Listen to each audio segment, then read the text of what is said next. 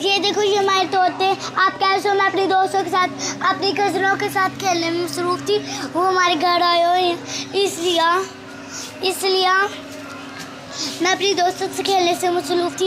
इससे इतने दिनों का ब्लॉग से नहीं मिलती।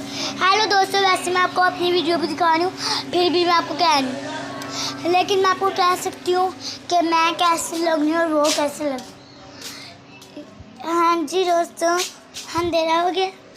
चलो मैं आपको जाती हूँ धूप में और अपने तोतों को दिखाती हूँ। जो हमारे तोते हैं इतने प्यारे लग रहे हैं। आज चुम्मी नहीं देनी, काटी कल पे टूटे बट काटी चलने पे बटूटे काटी चलने पे।